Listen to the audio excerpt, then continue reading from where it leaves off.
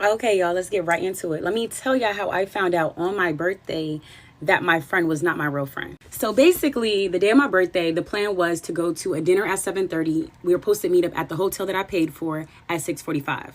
So my friend, which is friend A, she calls me and she's like, "Yeah, I'm financially not able to, come to your dinner.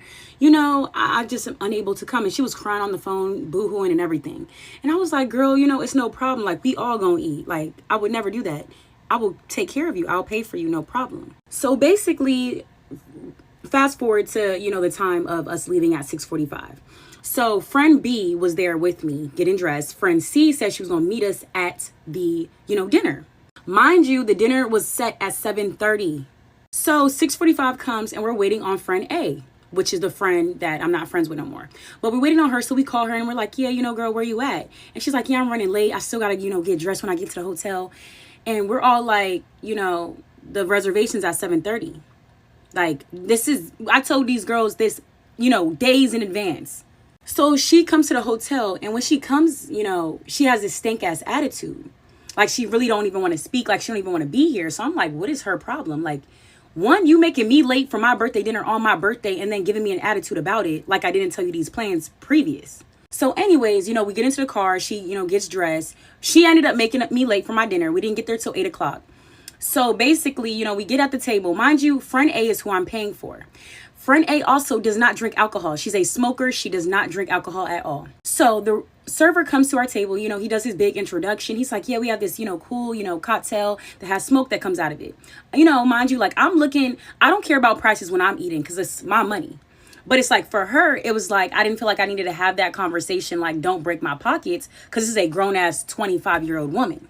So the waiter's like, does anybody want a cocktail? I'm like, "Yeah, I'll have it." And this is a $20 cocktail. Why does friend A raise her hand and say, "Oh, I'll have one too. I don't want you to drink alone on your birthday." Bitch, you're going to drink with me on my birthday and I'm paying for it? And you don't even drink alcohol? Are you dumb? So anyways, the food comes out, whatever. And, they give me a free drink because they messed my food up. And then she going to tell the waiter, "Oh, I want one too."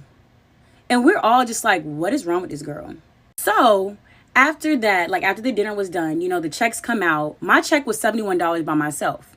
So now, because she decided to run my check up and get fucking alcohol and shit and not just food, my check went from $71 to me paying $200 for me and her combined.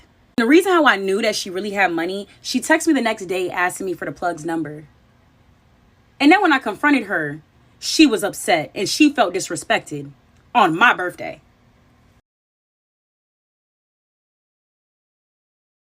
Story time on how I found out my best friend of 5 years, my baby's godmother, actually hated me our entire 5 years of being friends.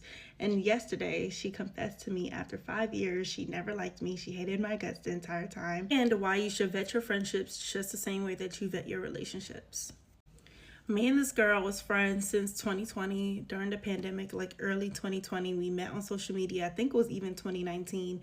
We hit it off real well. We had the same interests, I'll just say that. We didn't officially meet up in person until I moved to Atlanta in 2021 because she lives in South Carolina and I was in New Jersey, New York. So obviously coming to South Carolina was not in the plans. We building a friendship. We're getting real close. I get married in 2021. She was already married for 2 years when we met. So our husbands met. They got super close. We had this whole like family group chat. We all close and da, right? We are like peas in the pod, all of us.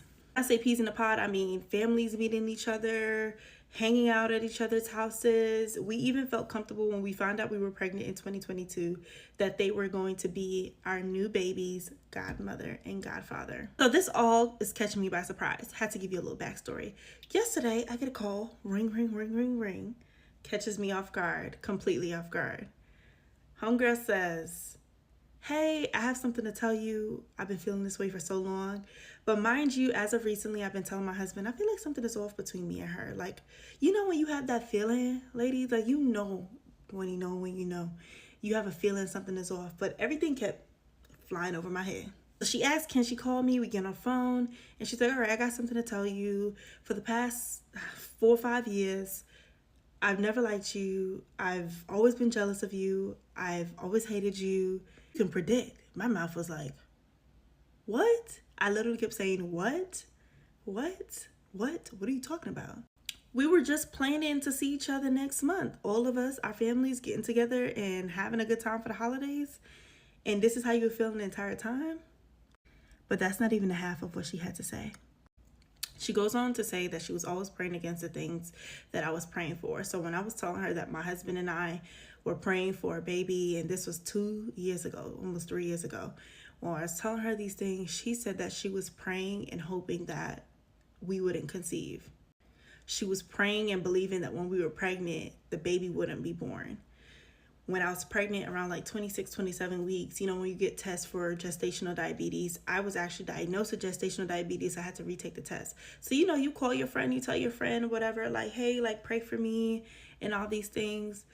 Girl said that she was praying that the opposite would happen of what we wanted, which is, of course, for the gestational diabetes to be removed so that I can have a healthy pregnancy.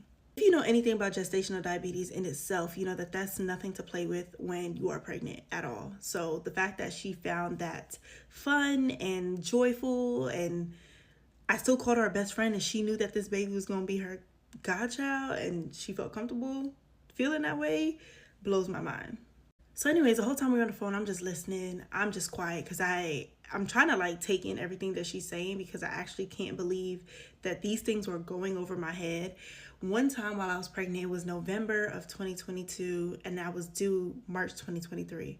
I came to her because I had a feeling like something was off. And again, like when you feel something is off, you really need to take heed and pray about whatever it is that you feel is off of your spirit. So I said something was off. I addressed it with her, and we agreed that we both can do better as friends. I should have took that as a sign right then and there to dead this friendship. But she assured me that what I was feeling off was not the case. She was genuinely there to be my friend. The same time I felt this way was the same time I had the gestational diabetes, and she felt a way about me being pregnant, I suppose. She continued on to say that she's always felt competition between us. Whenever I started my photography business, she felt competition in there. Whenever she seen that we were essentially making money moves, I'll just say it like that, she felt some sort of way about that. So last year, December, November, I don't know if you've seen on my TikTok page, if you scroll down, I shared that we were facing eviction, right? She knew about that, and her husband knew about that because we were all close. We're like family. So like we're going to the people that we're the most closest to pray for us and to cover us, that of course that we don't end up on the street with a 9-month-old. This girl prayed that we would not have a home to live in. She prayed, she said this out of her own mouth. She was just hoping that we would end up homeless with the 9-month-old that is her godchild, and then still had the audacity to open up her home for us to live there, even though she was feeling these things. She said that it made her feel like they were doing better than us. This is a best friend, somebody that you're confiding in. I was almost like dishing information for her to pray against on me. Did it for me wasn't the fact that she didn't like me this whole entire time. Is that I gave her access to my child, the one that I have prayed for to be here, and I entrusted her to come into agreement with me for this baby.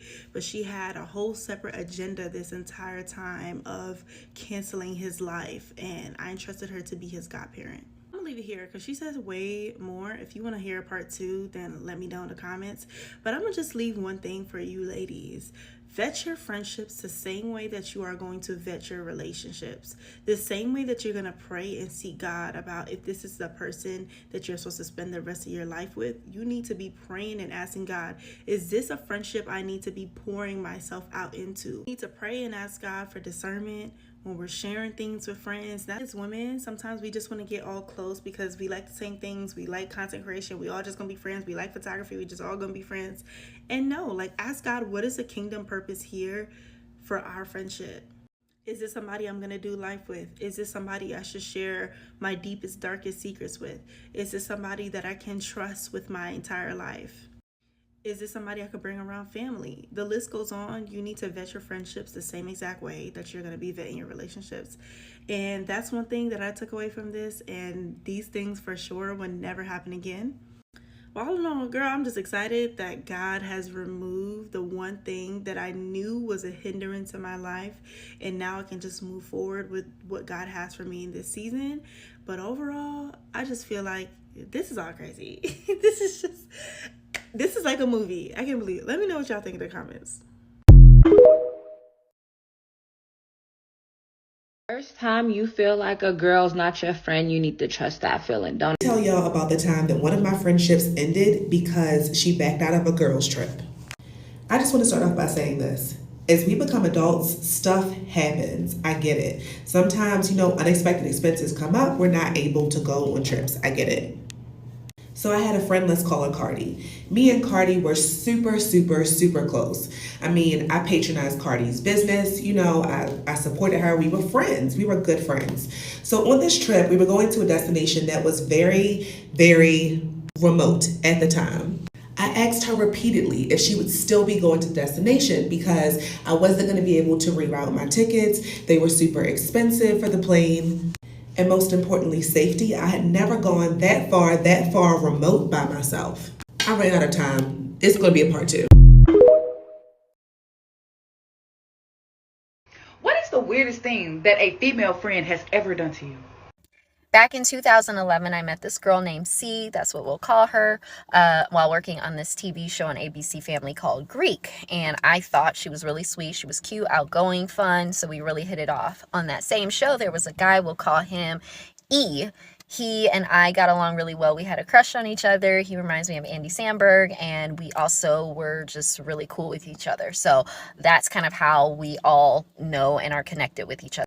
So fast forward to Halloween of that year, E invites me to his house for a Halloween party. I really wanted to go. I told C, hey, E's having a party. You want to come with me? She wasn't originally invited, but I invited her. And the thing is, I had a feeling like I shouldn't invite her, but I couldn't put my finger on it, but I did it anyway. Stupid.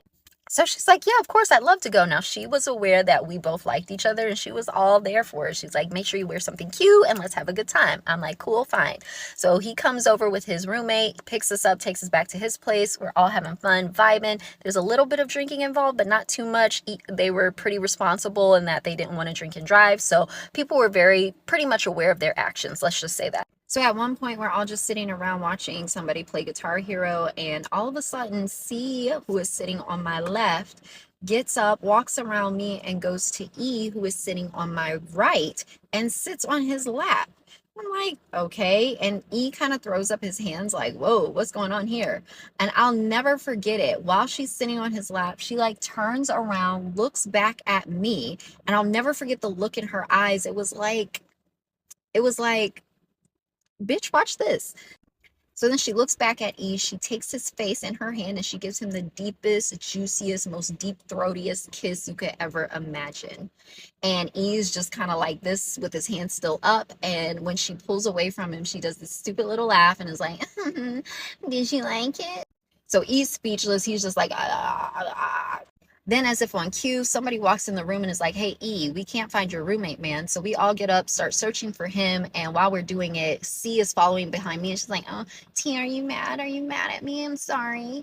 Fast forward, we finally find the guy in a neighbor's yard, and he was the only one that drank way too much that night. And I'm like, yo, E, I'm ready to go home. Take me home. And so C's like, yeah, take me home too. So he drops us back off at my spot. I book it upstairs. And at my old apartment, you needed a key card to even get in the elevator. So I get in the elevator. I close it behind me so she can't even come up. And I leave her in the garage to take herself home. That next morning, I wake up to some text on my phone like, oh my God, I'm so sorry, Tia. I was a shitty friend. I'm so sorry. Please forgive me. I never thought I'd do that. I was way too drunk. First of all, no, you weren't. No, you weren't. But I just end up ignoring her. I move on with my life. And that next year, I actually linked up with E for Halloween again. And this has a happy ending. So stay tuned for part 2.